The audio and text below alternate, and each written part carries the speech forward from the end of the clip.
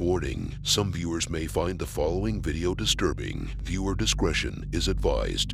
My name's Rob and this is Don. How old are you? Probably 5 or something. What's his friend look like? What kind of car does he have? Wait, and it has a name on it. June 22, 2016, around 3 in the afternoon, Minnesota Fire Department received a 911 call about a trailer engulfed in flames. When investigators arrived at the location, it was clear that there had been significant destruction. It appeared that a vapor explosion had occurred, potentially caused by the ignition of gasoline. The force of the explosion had shattered the windows. In one of the bedrooms, there was evidence of a fire, and a red plastic gasoline container was found, which, upon further examination, the body of a female was discovered, covered by a mattress. These details led investigators to believe that this was not a typical fire. Upon removing some of the debris, it was discovered that the victim's hands had been bound with duct tape, leading investigators to suspect that this was a case of homicide. The victim was identified as Melissa Norby. As the investigation progressed, an officer was contacted and informed about a woman at the barricades who claimed that her daughter had spent the night at Melissa's house.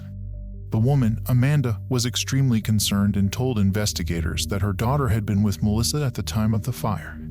The investigators searched the house thoroughly, but were unable to find any other human remains. It became clear that they were now dealing with a missing child case, as the daughter had been unaccounted for since early that morning. The search for the missing girl was urgent, as time was of the essence. As they continued to gather information, Melissa's cousin was interviewed by agents. It was a complex and unfolding situation, and the investigators were working diligently to piece together the events leading up to the fire and the whereabouts of the missing child.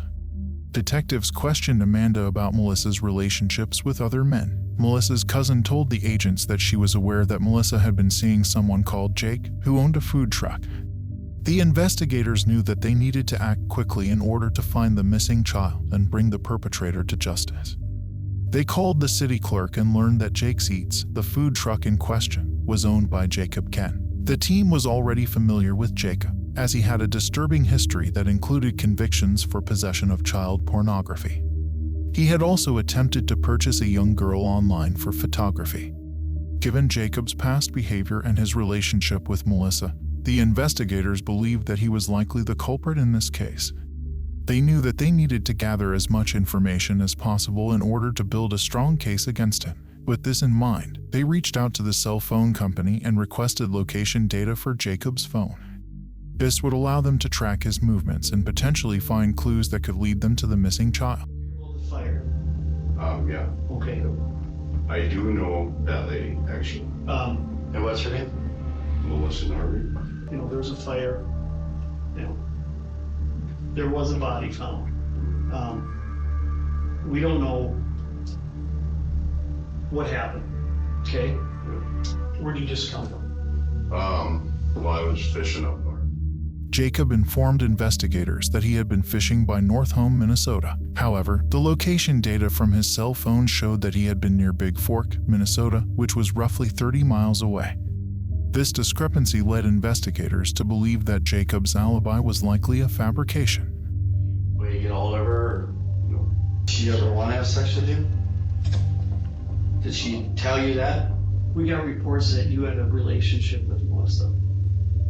There was never actually a relationship. Basically, Jake, your cell phone doesn't put you in that spot. When Jake arrived at the sheriff's department, investigators immediately noticed that his boots and pants were wet. This, combined with the information they had received from his cell phone location data, led them to question his alibi of being at a fishing resort.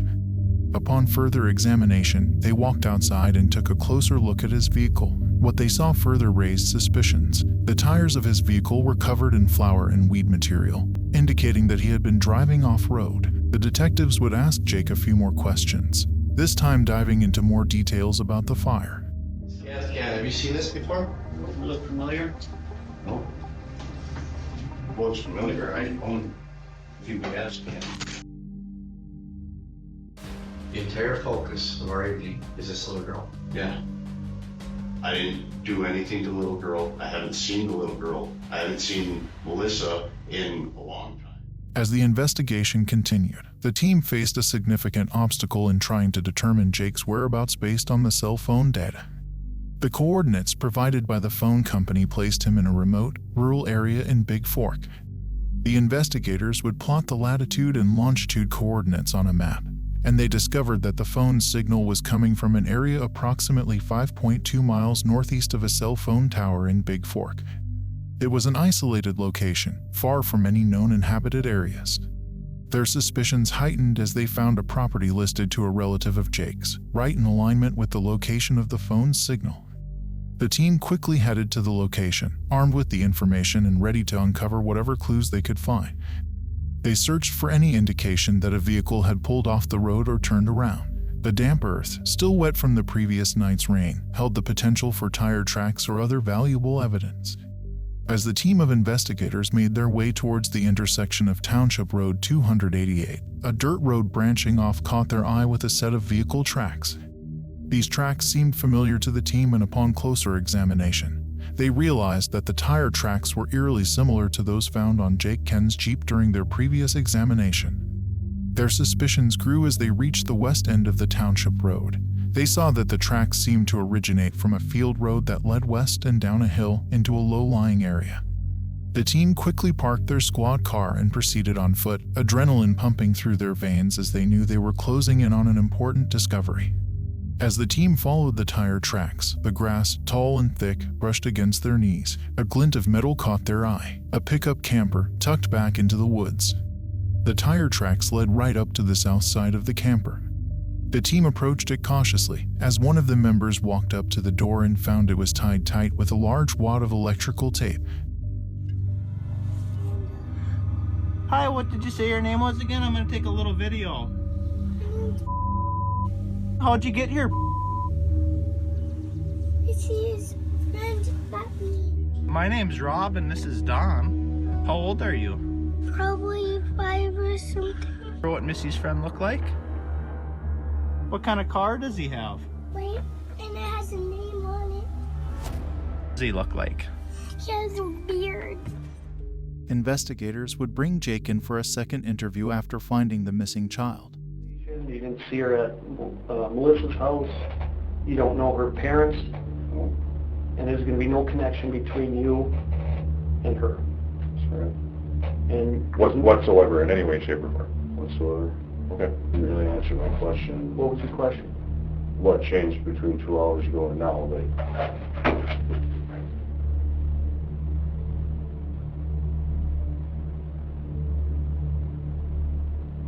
Is that the 5% that you're talking about that you're not sure of?